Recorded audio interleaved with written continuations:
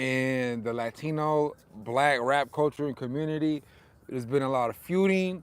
There's been a lot of, I don't want to say division because I feel like blacks and browns are together more than ever right now. But as far as rap, you got Latinos that are saying that they've been in the rap game and they helped create the rap game since rap first started. You have some blacks talking about they had nothing to do with the rap game, that it was a black thing. You know what I'm saying? I don't know if you guys watch a popular podcast, Haters World.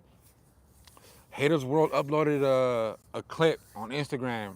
My boy Blue Devil and all that. So they uploaded a clip. Haters World uploaded a clip on a black podcast saying that Latinos should give blacks back their culture and this and that and that and this. And Latinos are biting back, talking about that Mexican rappers are carrying the LA rap culture right now. Is it true? If you ask me, a lot of the Hispanic music, rap music right now is low-key popping more than a lot of other type of music and races. If you ask me, you know what I'm saying? But so one of the essay homies has said, we took this. It's ours. We took this rap game. It's ours now. Since you guys want to be like that and kick us out the car, you know what I'm saying? Because Latinos honestly feel, and this is what I'm seeing. Go to Haters World. Go to Haters World right now on Instagram, Blue Devil, and go see how the Hispanics are reacting to that black podcast, saying that Mexicans need to give blacks their music back, their culture back, and you know, if you ask me, I think it's the same shit. Because if you look at New York, a lot of those Latinos or Puerto Ricans and shit like that, bro, they help influence and create hip hop. But right now, you got a lot of blacks that are feeling threatened because Mexican music is taking off. A lot of brothers right now are feeling like the Mexicans are taking the genre and they're gonna run with it. You know what I'm saying? And I feel like some blacks are feeling like they're gonna lose the only thing they have left, and that's hip hop culture. You know, but it's interesting. It's an interesting game.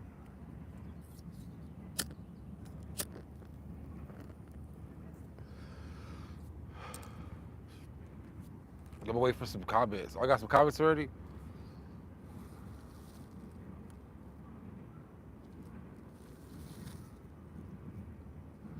Uh,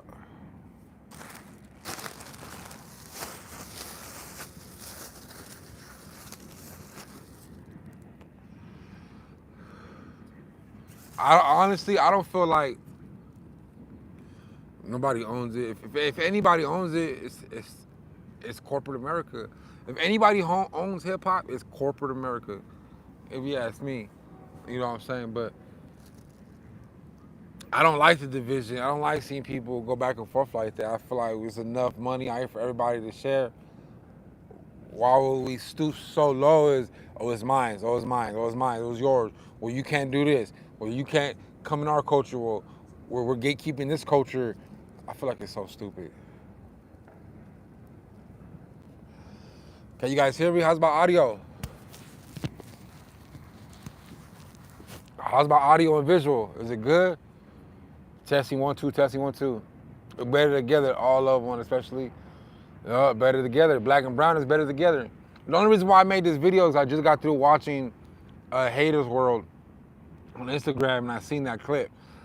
I don't know what black podcast that was, but it was 3 brothers talking about how Mexicans need to fucking stay out the black culture.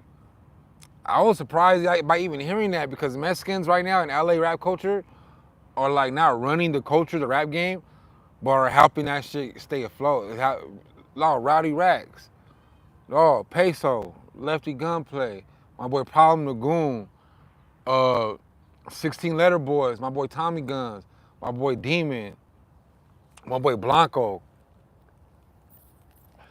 All the hobbies for Pixley, all the hobbies for Paris, all the homies from Pop Spring. You got King Lil G, 909 boy. You got all type of essay artists, bro. You got a lot of essay artists. Yeah, Rico Too Smooth. I don't really fuck with the Northern California music like that. Not that I don't like the music, cause I'm not tapped in with that culture. I rather listen to some Southern California Hispanics. You know what I'm saying? Cause I can feel what they're talking about. You know, but yeah, there's a lot of whole little conspiracy beef, little back and forth thing with blacks and Hispanics in the podcast game. How the blacks are saying that, for those of you who are just tapping in, how blacks are saying that Hispanics should give blacks their culture back, but blacks are keeping that shit afloat right. I mean, the Mexicans are keeping that shit afloat right now. Dog, if you open Instagram or anything, dog, you see all these Hispanic artists selling out arenas. Selling out arenas. Look at Rolling, Rolling Loud. You see Rolling Loud? Rolling Loud had the biggest Hispanic Mexican lineup in the history of Rolling Loud. Even the industry has seen it. Even the industry has seen the rise of Chicano rap. Am I defending it? Duh, I'm Mexican and black. I'm defending both. I don't want no division. I don't want no division. I feel like it's stupid. I feel like it's dumb. I feel like it's stupid.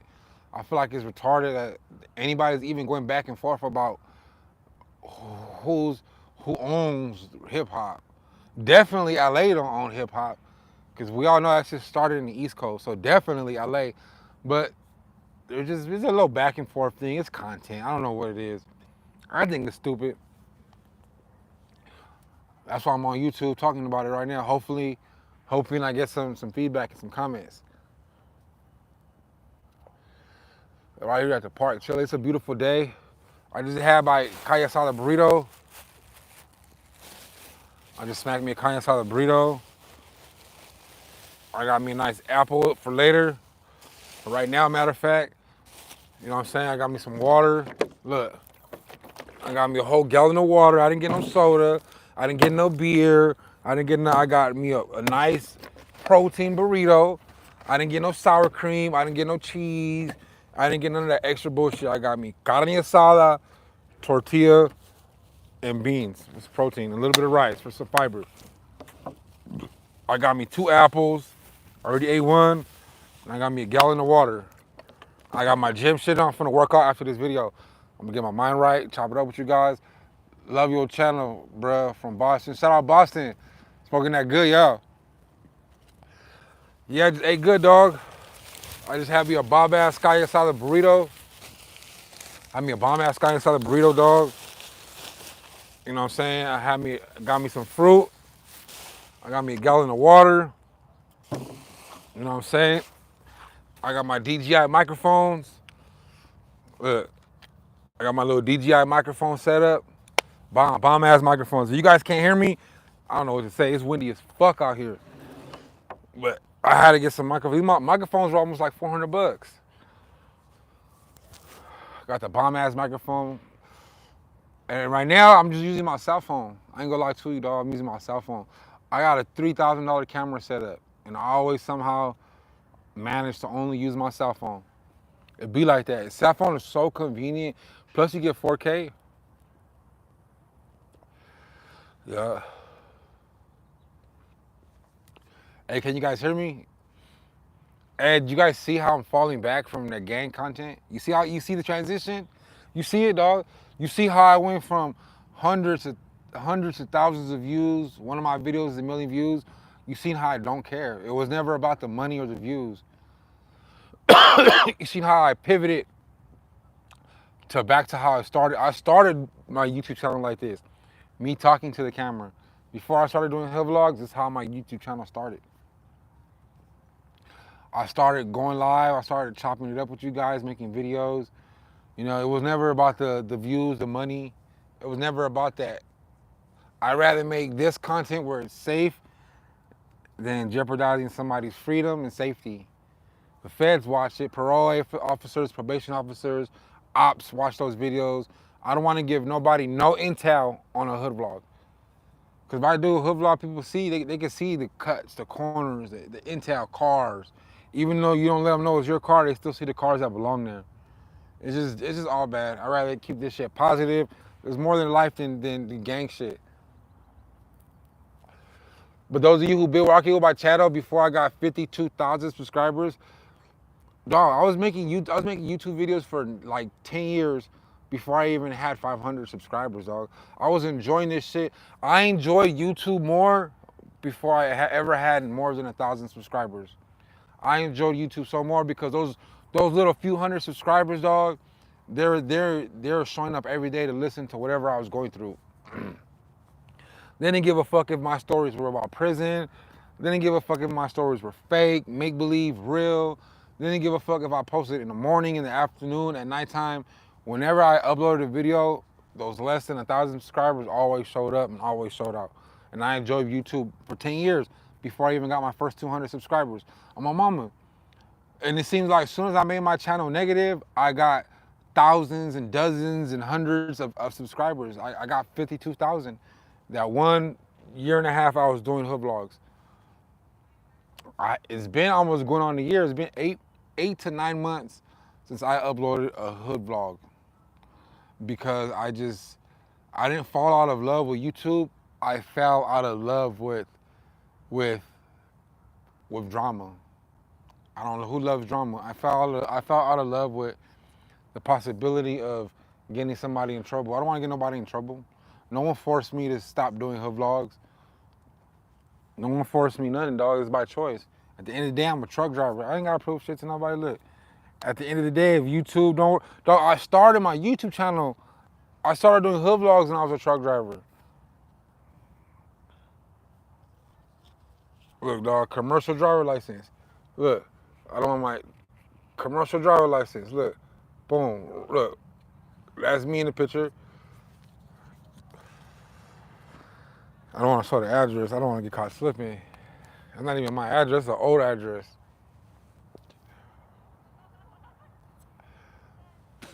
For those of you who know my family, my friends do, dog, that I started doing hood vlogs while I was driving the truck. I was working for some Indian lady, a company called Legion Express out of Fontana, California.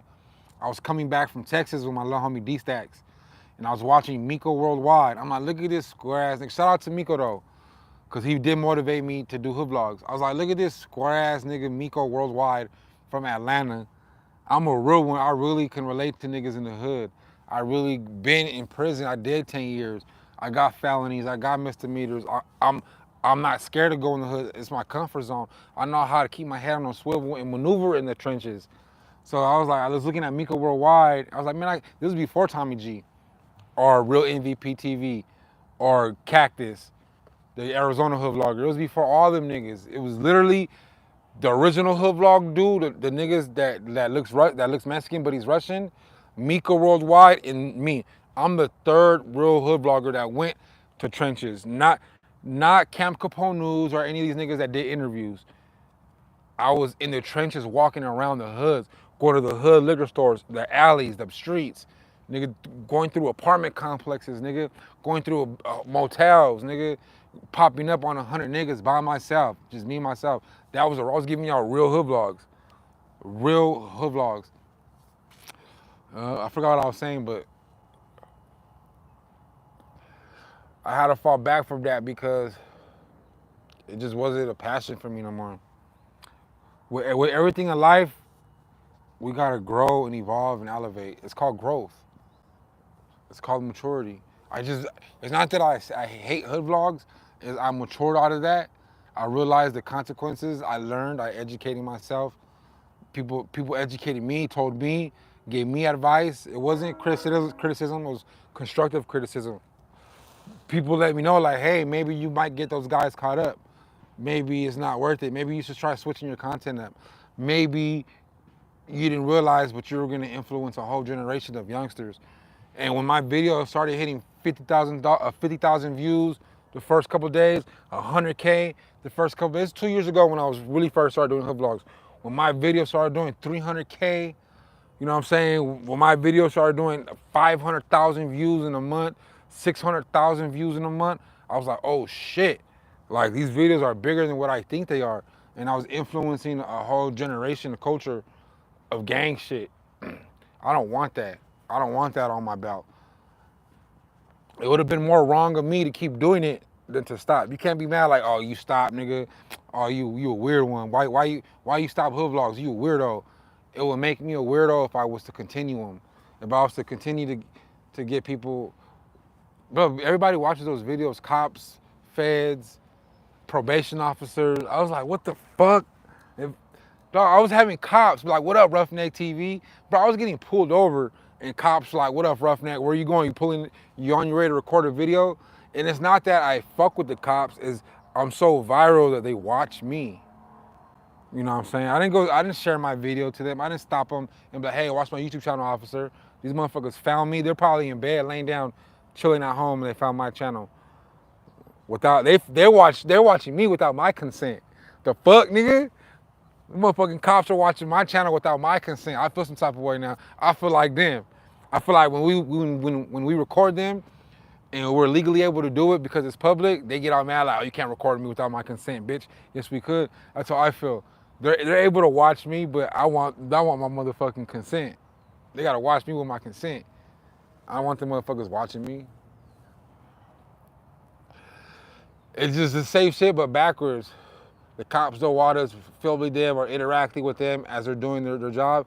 I don't want the motherfuckers watching my channel, but I can't. They could do it. They watch my shit. I don't know what accounts they be watching me from.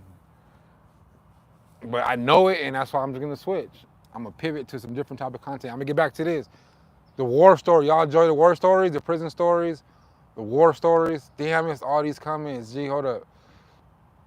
I remember tapping in when you was truck. Yeah, remember when I was trucking about 5 years ago? Remember? I wasn't even doing hood vlog content, bro. I was doing straight truck driving content.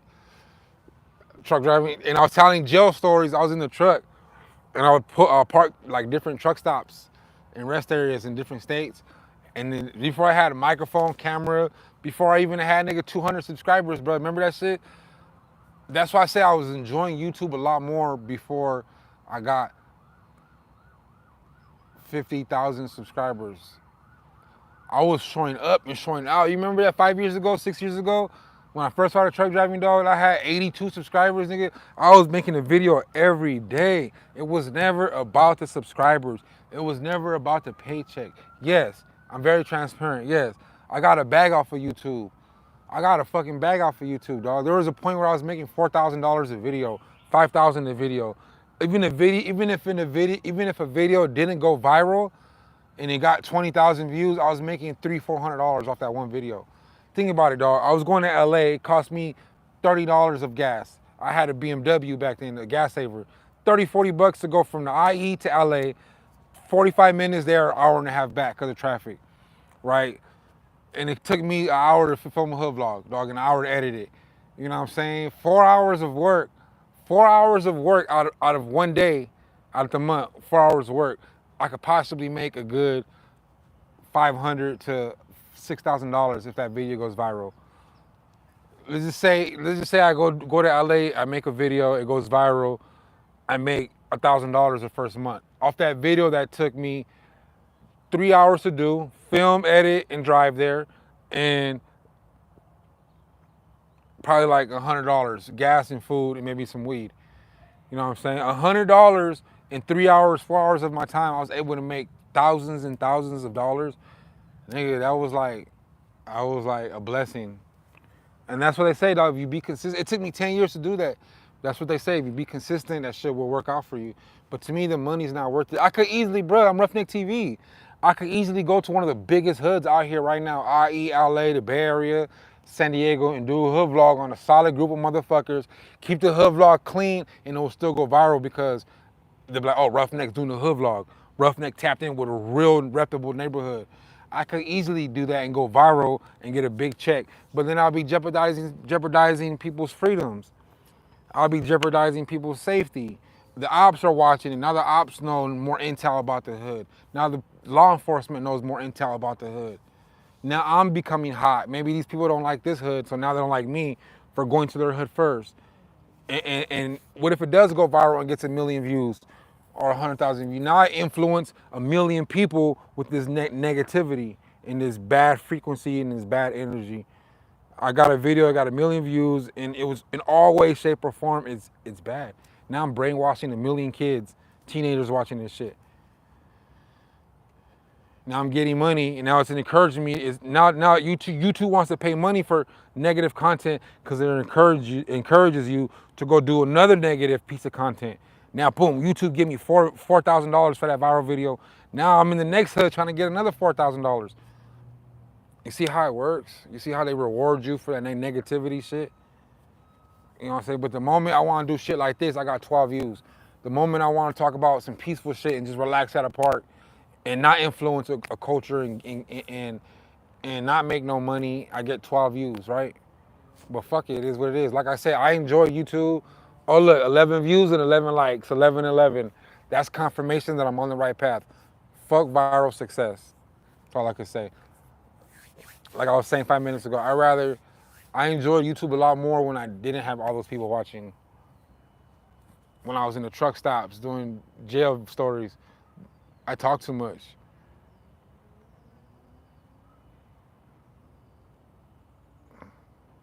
Yeah, can we get some more prison stories? Absolutely. Because I did my time for that. That's the past. What's what hood vlog are giving cops easy run? Yeah, that's what hood vlogs are.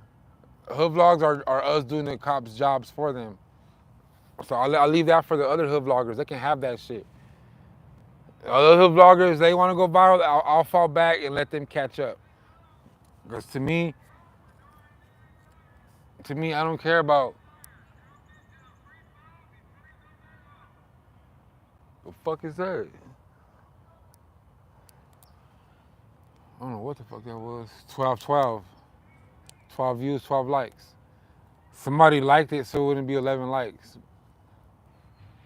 Now I got 12 views, 12 likes. Imagine if I get a like for every view, I'd be hard. Right now, look, 12, 12. That's an angel number too. 12, 12 is an angel number. But I'll definitely need to get back into the jail stories.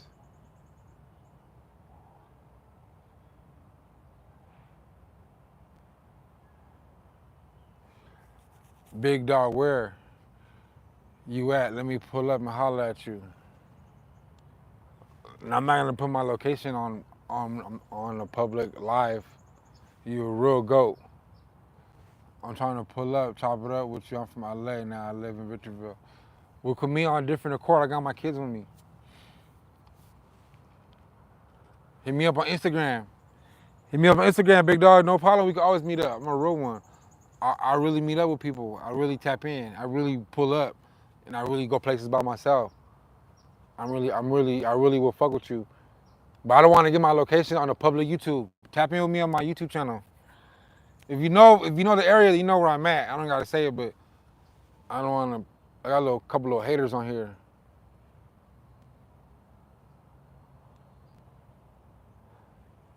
But you gotta remember that at the end, you're not an affiliate. Yeah, I don't gangbang. I don't gangbang. I'm not from a hood. But I do run black when I go to prison. And if I ever did go back, I have to run black. It just, once you run black, you never go back. Hey!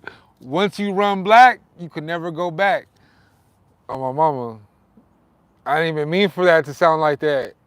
That's that shit you tell a girl. Once you go black, you never go back. Nah, but in the pen, once you run black, you could never go back, baby. It's black for life. You know what I'm saying, though? For reals, though, facts. You should do a setup of your truck. I will. I'm gonna get back into the trucking game. Hey, bro, you doing hood vlogs? Did everyone ever? No one ever try to put my car in a hood vlog. There's no car to pull. You know, I tell everybody if they want to pull my card. See, if you're a gang member, you cannot say anything about nobody unless you have black and white. That's the number one rule about the streets. Everybody knows. That's one of the oldest street codes in the game. You cannot say the oldest street codes in the game. You cannot say anything about anybody unless you have black and white to prove it, which is paperwork, receipts, proofs. So if you say anything about somebody and it's not true, that falls back on you. Say if I try to say something about one of the homies, hey, the homie got beat up in jail, or the homie rolled it up in the pen, or the homie owed the debt, or the homie has some bad charges, right? And I'm telling the whole hood about how bad the homie is, right? But I have no paperwork to prove it. Then the homie's not gonna get in trouble. I'm gonna get in trouble because I started a rumor about a solid homie without proof, without no paperwork, without no black and white, without no evidence.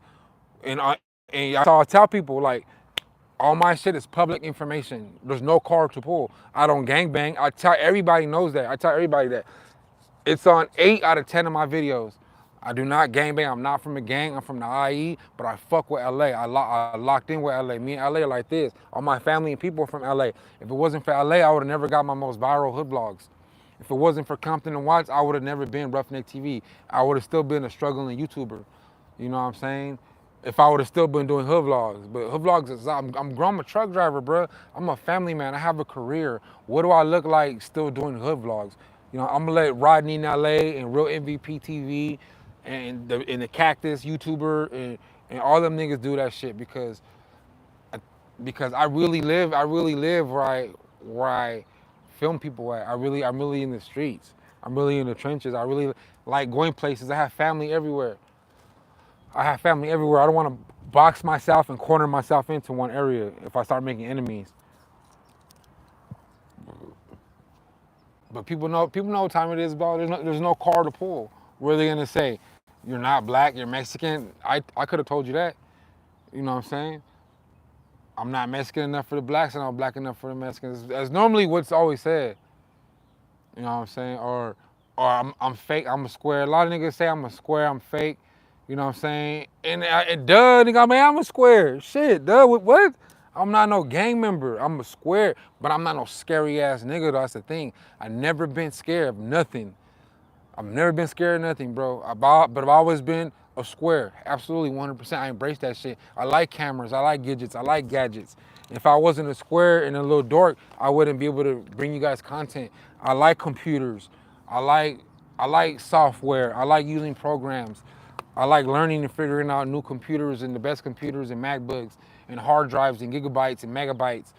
I love figuring out lenses and camera quality and aperture and range and stuff like that. That's technical geeky geek squad shit. You know what I'm saying? I love that shit. You have to. It's not being a square though. That's being smart. A lot of people like to talk down on education. Education is it's important. It's okay to know a thing or two about something you're into. There's nothing wrong with it. Yup. I forgot where we were going with the conversation. I'm just talking now. Now I'm just talking. Y'all get on my bumper. Now I'm just talking at the side of my neck. Looks like Kelly. Blue Devil, what up, Pedro? Squad, I hit her. What up, my boy? I was just talking about you, dog. I was just talking about I was watching your Instagram. I was just watching the Instagram, the Haters World Instagram. That's what made me do this video, because I seen how the brothers were talking about how the Hispanics should give blacks the culture back, the rap culture. But I don't feel like that should be the case. I feel like blacks and Hispanics are equal. I feel like nobody should be hating on each other. I feel like it's a good thing Hispanics are finally rising in the hip hop game, especially in the West Coast. Mexicans are selling out arenas. You see Mexicans all over big shows like Rolling Loud and shit like that. You know what I'm saying? You're seeing it more and more and more and more. I don't want nobody to feel like they should feel threatened because they're gonna get kicked out of their own genre. It shouldn't be like that. You got blacks doing mariachi, man. You got some niggas out here. What's that black guy that dances? He's in all the swap meets, the Santa Fe swap meet, Fontana swap meet. Black as fuck. He's a nigga. He's not even Mexican, but he embraces the Mexican culture, and Mexicans embrace him. All the girls love him. You don't see the Mexicans getting mad at him. He's in all the little quinceañeras, the swap meet, the little dances. He black as fuck, tatted up, wears cowboy boots. What's his name? I forgot his Negro something or Chocolate, dancing chocolate or something like that. You know what I'm saying? I feel like it shouldn't be competition. Nobody should feel threatened, bro. There's enough money out here for everybody. At the end of the day, Mexicans know hip hop started by blacks. You know what I'm saying? But Latinos, Hispanics, especially in the East Coast, did help build the industry, craft the genre. Back in the Fat Joe, Big Pun Days, and before that, Nori. A lot of those New York early '80s rappers look black, but a lot of them Puerto Rican. Dog. Don't get that twisted. Look at Noriega. I don't know Noriega was Latino until he came out with that Boricua, Morena, or whatever you call that shit.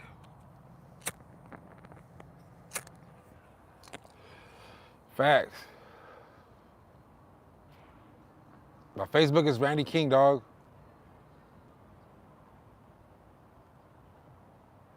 I fuck with Compton. Hey, like I say to everybody, bro, if it wasn't for Compton, bro, and Watts, bro, they accepted me with open arms, bro. Every dog, it's a fucking shame, dog, that I had to go outside of the IE to do hood vlogs. When I was telling my own homies in the IE, hey, there's this thing that's popping right now, and I think it'll help all the rappers. I want to let's do it. They're hood vlogs. We get all the rappers together, and we'll tell them a little story about the hood and promote all the rappers and shit like that. You know what I'm saying? None of the homies in the IE wanted to do that shit. Like, nah, nigga, nah. Which they were kind of smart, but I never approached it because I wanted to throw people under the bus. I wanted to put niggas on and give people a voice, which I did. And then once I started hitting the homies up in Watts and Compton, I did some jail time with them. They're like, nigga, it's love. Nigga, on blood is love. You know what I'm saying? So I went over there, bro, and I expressed myself. I'm like, man, let me just do these documentaries. You know, we can show a little insight on the culture. And whoever has black-owned businesses or brown-owned businesses, let's show love. And Compton and Watts, I went up. A lot of them niggas got movie roles or movie offers. A lot of them did get some movie offers. You know, they're street niggas, so a lot of them didn't follow through. A lot of them, their businesses went up. If I did a hood vlog on you and you had a clothing line, your sales were going up. People were ordering merchandise. It was beneficial. It was beneficial. If you're a rapper, your music streams were going up, your Instagram followers were going up, your whole internet appearance will go up. If I did a hood vlog on you, other content creators watch that shit also, and they invite you to their platforms too. And that just builds your internet presence up. And right now, attention is key. Attention is what sells. Whoever has the most attention, has the most clout, has the most money. Attention is the new drug right now. Everybody wants attention. The more attention you have, if you start a bullshit clothing line, since all eyes are on you, because all that attention is gonna go up. If you have bullshit music, it's gonna go up. It don't matter if you're talented or not. If you have attention, you have the bag. Trust me. I'm over here preaching this shit like I'm just trying to talk. I'm trying to figure out some conversation.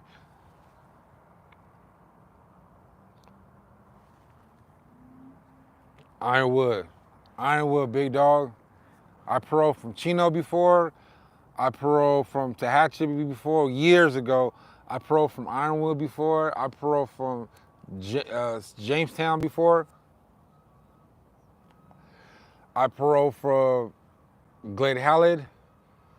I paroled from CDC, San Bernardino County Jail. I paroled from Adelanto County Jail.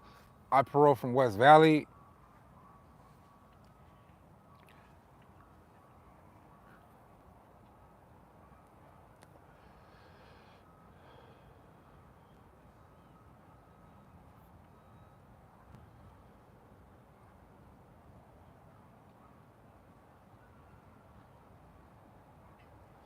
Yeah, then I was in my head. Damn, 17 views, 17 likes. Hey, that's crazy. I can't make it up. It's crazy because it was 11 views. I had 11 likes on the video. And I look up, it was 12 views and 12 likes. Now I look up, now it's 19 views and 18 likes. Oh, it's gonna be 18 views and 18 likes in a minute. That's crazy. Every time I look up, it's hand in hand. What if I look up and it's like 50 views, 50 likes? That'd be dope. I get happy if only 2 people are watching me. I ain't gonna lie to you. To me, that's an accomplishment. That's why, bro, when I was getting all them views, bro, it felt so weird, bro. That shit felt weird. I felt like being known is not for everybody. I like it, I enjoy it, but it kind of gives you PTSD because you don't know who's looking at you because they recognize you from social media. So you could be at Walmart, the gas station, the mall, a party, the park, the gym, in line, at the airport, the doctor's office, no matter where you're at. If you see someone looking at you in the back of your head, you're like, damn, do they recognize me from Instagram, Facebook, YouTube, social media, TikTok? Did they see me on a flyer? Or are they trying to test me? Are they trying to press me? Are they mad dogging me?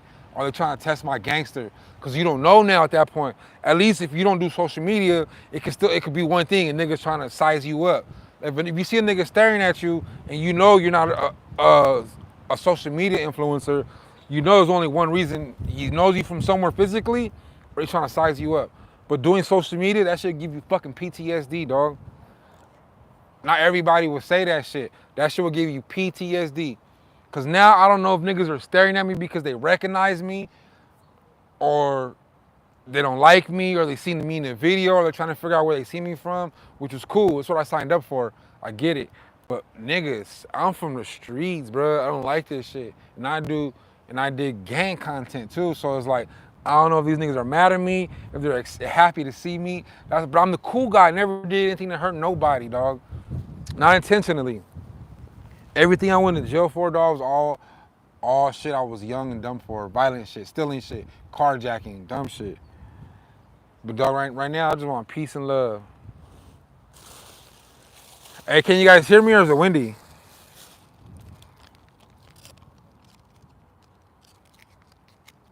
Damn, it got windy out of nowhere, huh? Hey, you know the crazy part about this, dog? I'm 2 blocks away from my house. And I never come to this park. It's like my 3rd time coming in years. This is my 2nd time coming this year, and it's gonna be May already. And this park is down the street.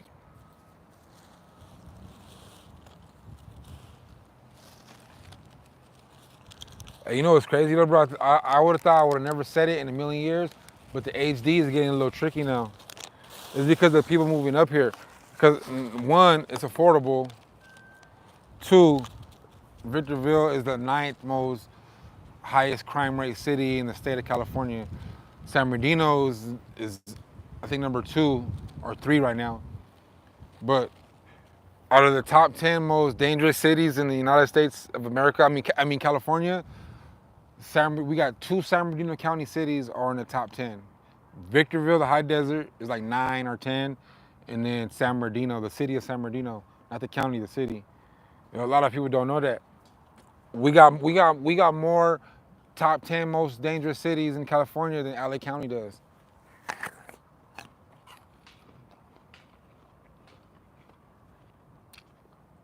Not to brag about it, not to glorify it, because it's not cool. It's just not a cool thing that our city is more dangerous, but it's the truth. And when people try to downplay, then I gotta hit them with statistics. It's not cat, big dog. Go look. Leo Sam. Go look, bro. Go Google it and come back, and I'll read your comment.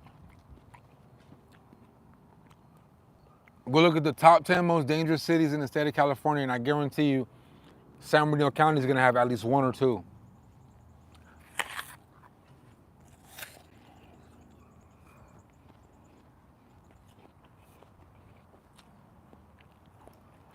And don't Google 2025 because this year is still young. It's only April. Google like 2022 or 2023, or you really want to have some fun, go to the early 2000s.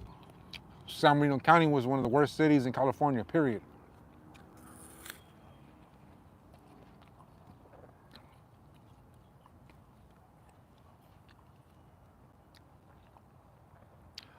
Hey, I'm gonna tell you something about, look, let me tell you something. He said smoked out criminals doing smoked out shit. It ain't dangerous. Let me tell you something real quick though. I'm gonna educate you because you might not know. A smoker is more dangerous than a gang member. Smokers are unpredictable. They're not in the right state of mind. They're smoking. Their mind is everywhere. They're not themselves. Hear me out, dog. These people that be out here smoked out, drunk, losing their mind, tweaked the fuck out, they're the most unpredictable people. At least you could predict a gang member. You could tell when a gangster's mad, or you could tell when he's on his demon time. They're a little more predictable. But when someone's smoked out, not in the right mind state, and they're a crazy person, they're liable to do whatever. They're dangerous people, dog. I'm telling you right now. I'm more scared of these smokers being so unpredictable, and you can't read them. You can't read them. You can't predict them. You can't. They're not there, dog. They're liable to snap like this. A game member too, but they're more predictable, dog. They're on one type of timing. That's that demon time. You know what I'm saying? Type shit. Man, trust me, bro. Trust me.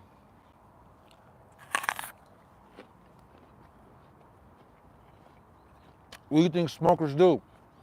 They rob to afford their habits. That drives the crime rate up. In order to support their habits, they have to jump in your backyard. Now they're vandalizing stuff. Now they're breaking into vehicles. Now they're stealing from your kids. Now they're taking bikes. And now there's a big old epidemic. Now you have a bunch of people that are not in the right mind states committing crimes. That city's crime rate goes up because of smokers.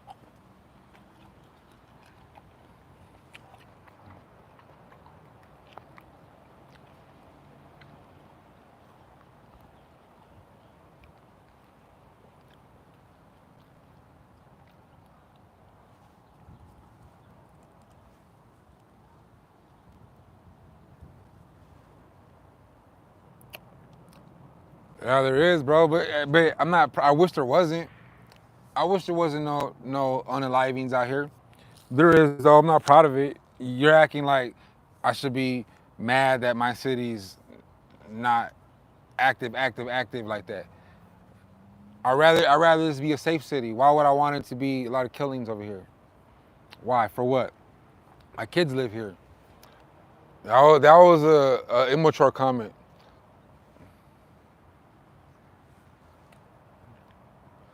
You said exactly. You just proved my point. Smoker stealing. Y'all ain't arcing no bodies. Hell, why would I want to be? Why would I want that in my city, nigga? My kids live here. My mom and my dad live here. Why would I want motherfuckers to be catching bodies in my city though?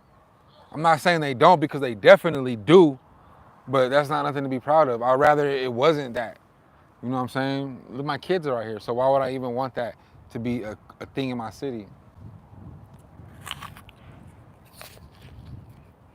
Believe me, bro, I wish I didn't live in the high desert, the IE. I wish I lived somewhere very nice. I wish.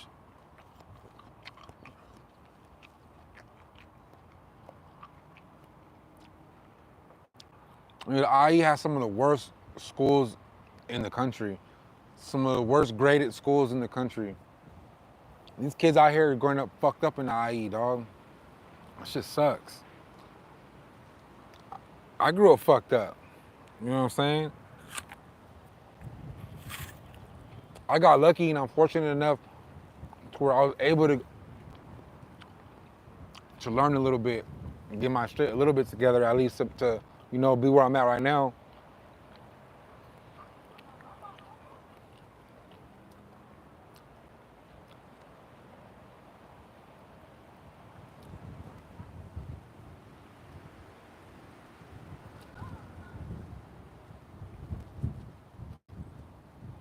Yeah, I love the IE.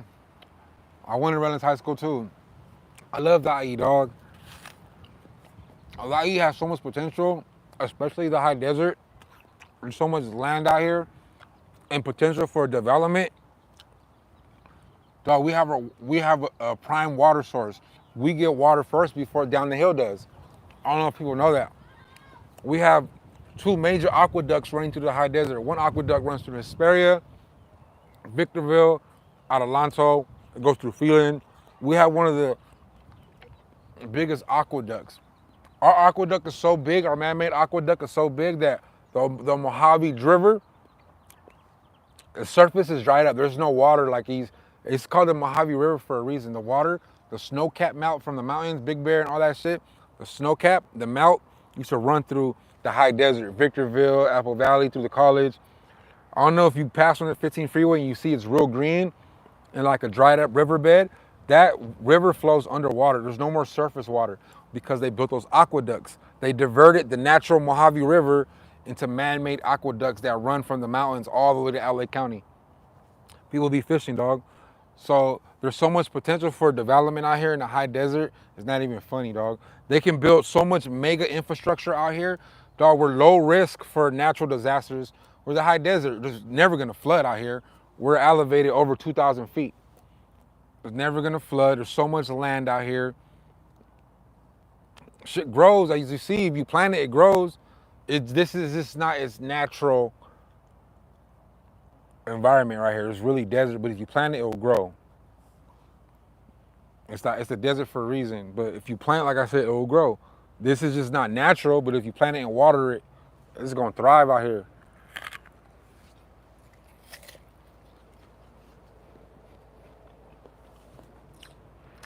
if they wanted to build an airport somewhere in the IE and they need land, the first choice is high. They're building the railway.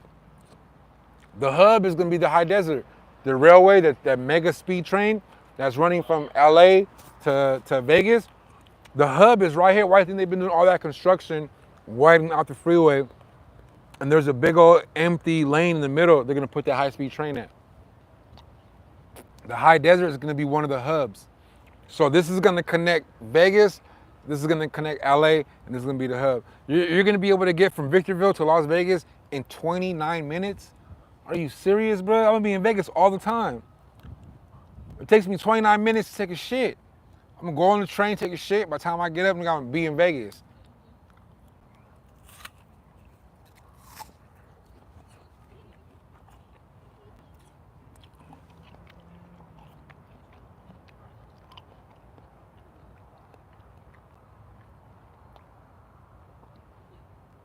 Yeah, I was locked up at West Valley. I'm from right here, from the IE. I'm from right here, baby. I was born in LA. I was raised right here in the IE.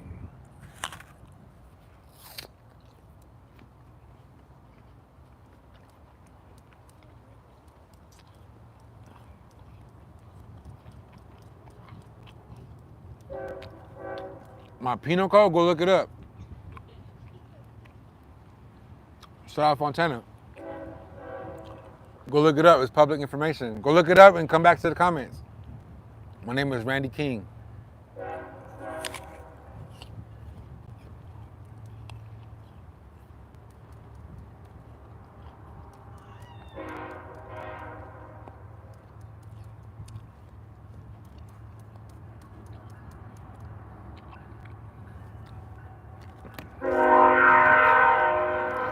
Hey, I got 25 views and 25 likes.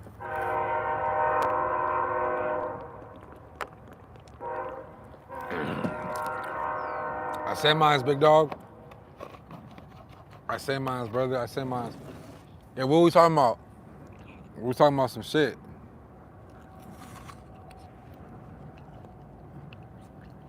Hey, you know, I've been to West Valley. I've been to West Valley and CDC and Adelanto and Glen Helen. I was at J Tank and R Tank in CDC.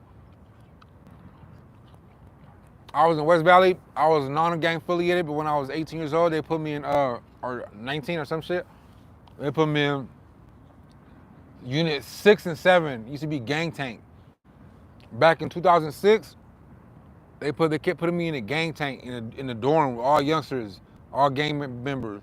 Niggas from PBH GC, Magnolia State, Bloods, IE Projects, Gilbert Street. We had Gilbert Street in there. We had 5 times. We had the 5 times.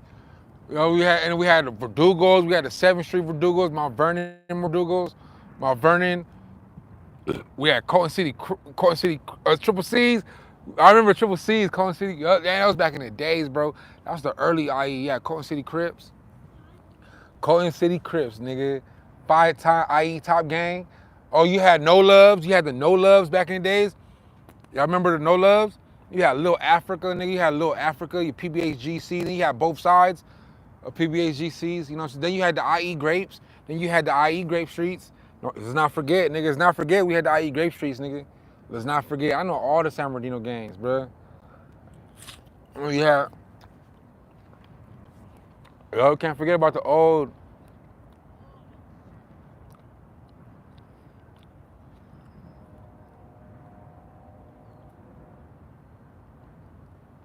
I've been in every county jail in San Bernardino County.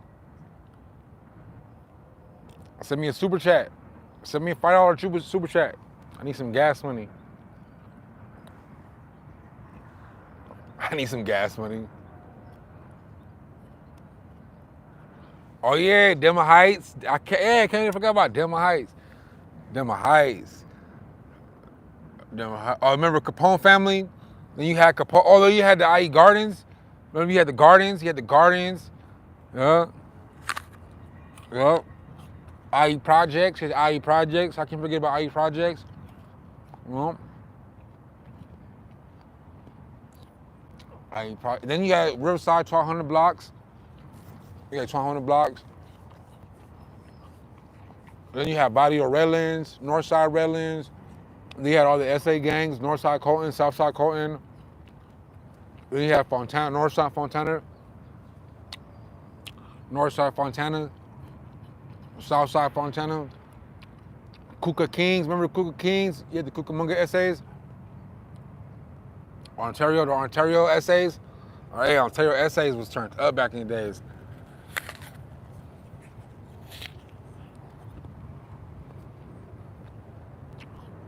Hey, them Ontario essays, nigga had motion back in the days.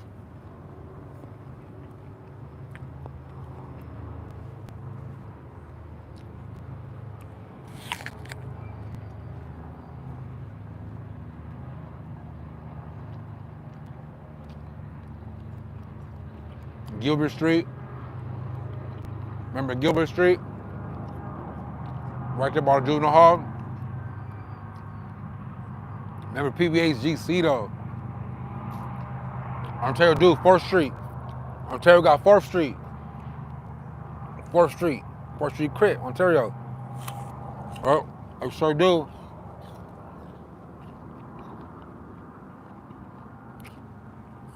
Yeah, I forgot about that. And then you got Riverside County. You got Sex Cash, Edgemont, Casablanca.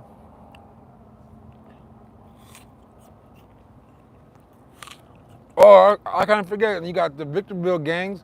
You got Eastside Victoria. You got Brown Pride, Tiny Rasco gang. You got some new shit called the Brentwood Mafia. It's a black gang. You got YGs, Apple Valley.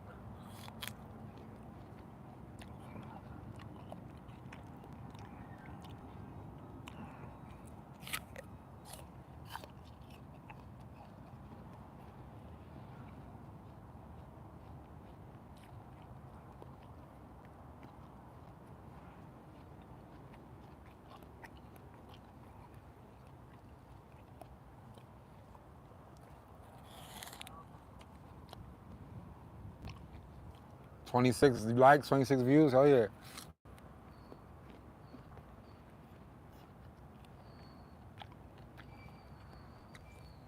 Now I know all these hoods from being in jail, reading the taggings on desk, running into them in person. Getting banged on. Getting banged on is not a scary thing. Even real ones get banged on. It's a part of gang culture. When you gangbang on somebody, it doesn't make you a bitch or it doesn't mark you out. When you gangbanging on somebody, you're just stating where you're from, and they gonna bang back. If you ain't gonna bang back, then you're just a bitch. But if you really don't gangbang, if you're a real one, I don't gangbang, but I'm Roughneck TV. I'm from the hot desert. You know what I'm saying? I don't gangbang, but I'm a real street nigga. And I'm like, what's up? What it is?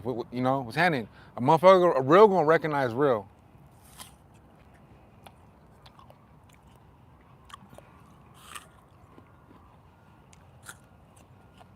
I was bombing. That was the best apple ever. Let's see if somebody's coming.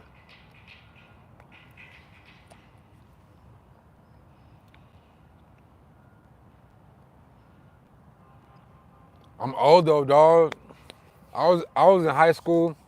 Right now, all these Edgars and these little YNs are in high school right now in 2025, dog, 2026.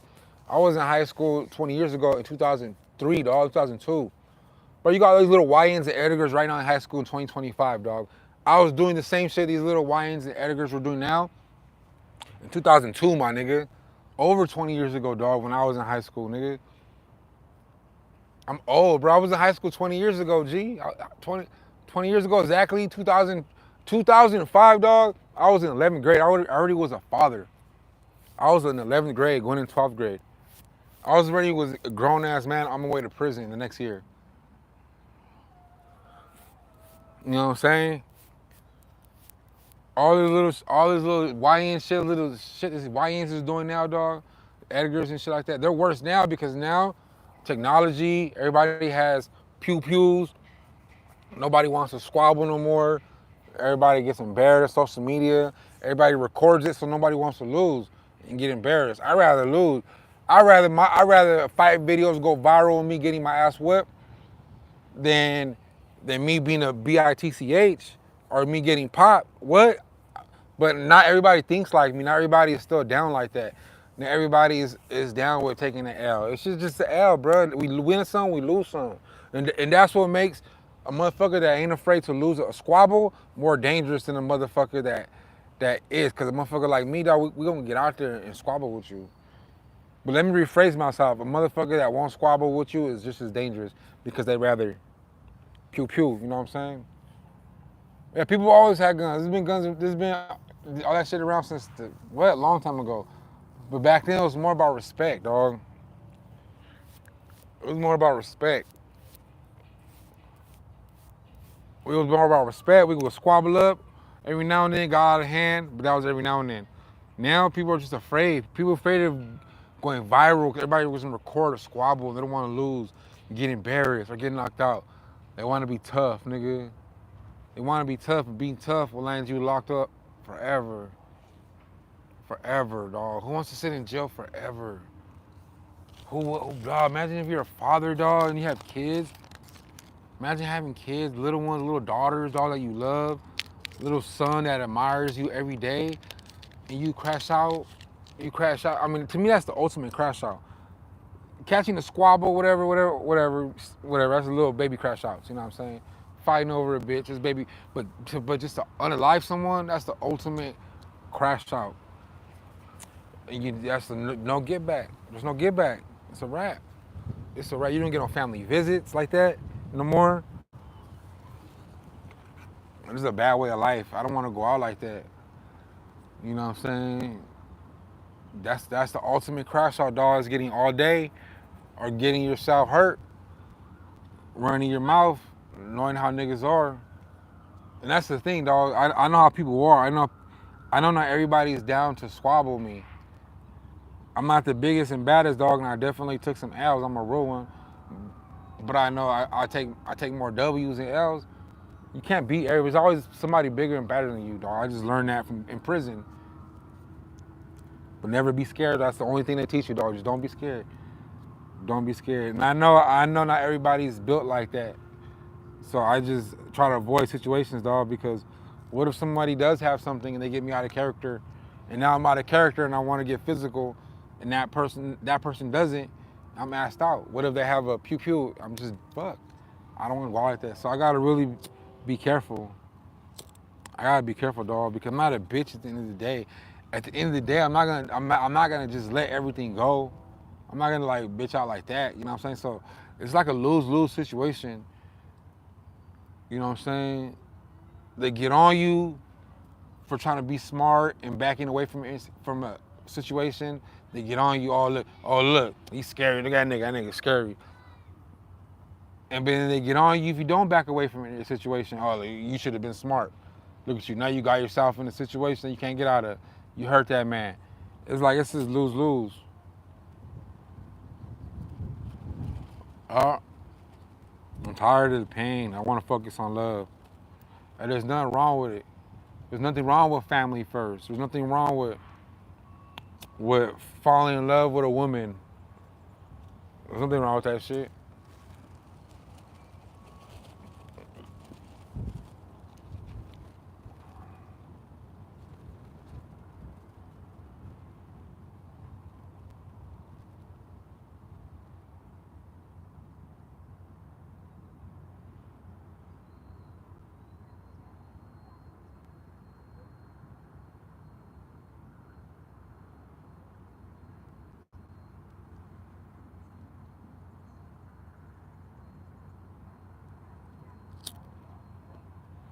Man, so much wind. I can't even light my blunt, dog. I'm trying to light my blunt and get in the zone. Damn, no one left me a super chat? Psh, no love. Give me $1.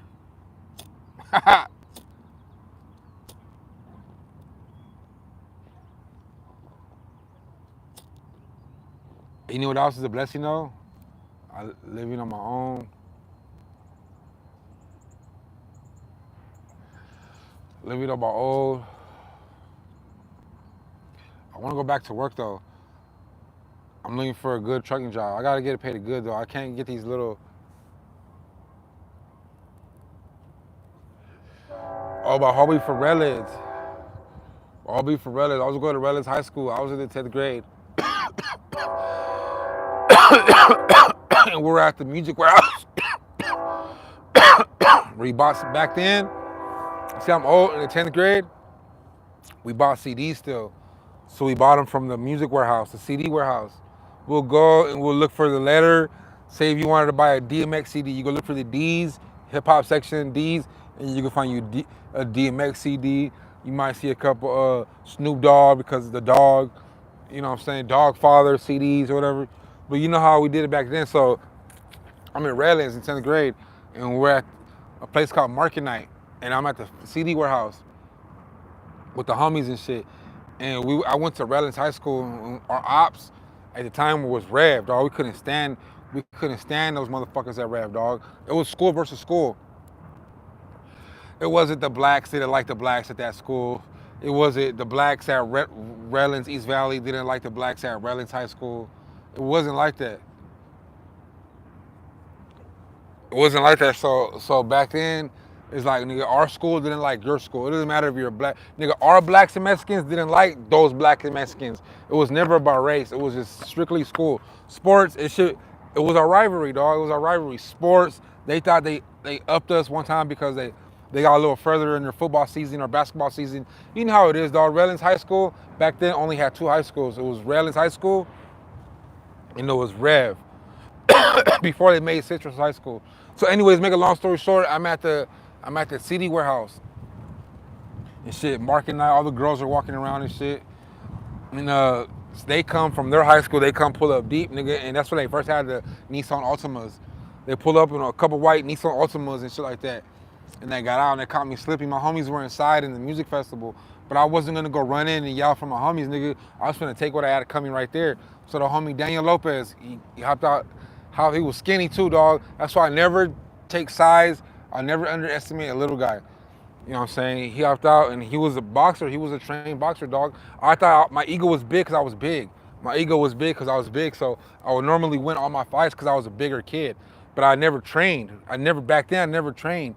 He was a trained fighter. So he used to be into that shit. He was a skinny motherfucker back then. Daniel Lopez. He had that speed. He was skinny. He was agile. And he was a little boxer, dog. He used to box Mondays, Wednesdays, and Fridays, and on the weekends when he had matches. So he was an excellent fighter. And he played baseball. So back then, my mind didn't think like that. I thought I was a bigger person because I was physically big. And he proved me wrong that day. He gave me a rough my buddy to answer your question. He gave me a rough my buddy, but good thing I learned young. I learned at 15, 16 years old. You know what I'm saying? I can't just be out here fighting everybody thinking I can put hands on them. And then when I took my real first L, I started to like work out, started lifting weights and shit like that. Then I wanted to get into boxing. So I never signed up for boxing classes because I couldn't afford it, of course. But we'll be in the hood and shit, growing up on the block with boxing gloves, boxing each other and stuff like that. But yeah, so that motivated me to start lifting weights. And we used to go to the YMCA and lift weights for free. We used to go lift weights for free at the YMCA. So all the other kids, they had gym memberships and shit. This is before gym culture was big. Now gym culture is big. Back then, gym culture was not big. So, but the athletes and shit that were able to afford it were always in the gym and shit. So we just went to the YMCA, nigga, and we lifted those old ass, raggedy ass weights. But weight is weight. Weight don't have an age. Shit don't matter how old them weights are. That shit's gonna weigh the fucking same as those new and advanced weights. So that's the only thing that kept us afloat, is lifting weights and then boxing with the raggedy ass gloves. And then remember the era when everybody was wearing those Franklin gloves for style? The Nike gloves or the Franklin gloves? You were just going to school, you didn't even play sports. Niggas just wore the gloves for fashion at school. Then we'll start like slap boxing with those. Bah, bah, bah. You know what I'm saying? Just, I don't know, just fighting. Then my cousin Janie started dating this dude named David. He was a professional wrestler. I think he won a state champion. He won a state championship as a professional wrestler. And I could not be, he was a little Mexican nigga, right? and I could not beat him, bro. I was so mad, bro. I'm like, I'm bigger than him. I'm stronger than him. I'm everything more than him. But he was a little itty bitty guy. He used to get in there. He used to just wrestle me and lock me up. He was so strong, dog. Could never beat him, dog. And that was like, to me, and then my cousin Nathan, rest in peace. He was tall, skinny, black nigga. Right? My cousin Nathan was long, lengthy, long, strong black nigga. You know what I'm saying? And them two niggas was like the ultimate goal. Like if I could beat them up one day, I feel like I could beat anybody in the world up. And so I used to always love fighting with them. I was the cousin that always try to wrestle and try to fight with them, pick fights with them. Cause I always knew one day I ended up figuring out their techniques so I could beat them, but I never did. My cousin Nate got shot in the head. My cousin Nate got shot in the head, and then David's still around. He's like my cousin's boyfriend at the time. Oh, memories right there, man. Fuck. Water bags. They sure do. I'm a shake though, man. I appreciate you guys watching this video for a little bit. I'm gonna take my kids. They gotta get ready for school tomorrow. They got some cats. They gotta figure out their cat situation. My brother gave them 2 little cats. My kids try to look. I caught my kids trying to steal some dog food from my house and not from the store, right? Because they had Easter baskets, so they're walking out the house with the Easter baskets. I noticed one of my gray towels inside of the Easter basket. I'm like, what are you doing with my towel? Put my towel back. And he goes and puts the whole Easter basket back, right? Red flag, something's fishy. Why is he leaving the whole Easter basket? If I told him just to put the towel back. So I go walk over to the Easter basket, and he has a trash bag full of dog food for the cats. He was gonna steal it so he could have food for his cats when they took him home. Or took him over with their mama. First of all, you can't feed them no dog food. They can't survive like that. They'll be able to eat it. It's not good for their stomachs.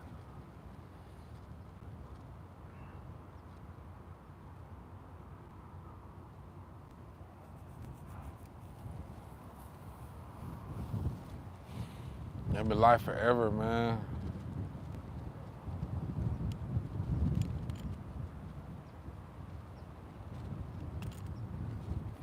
I'm gonna shake though, y'all. I'm gonna come back later. I got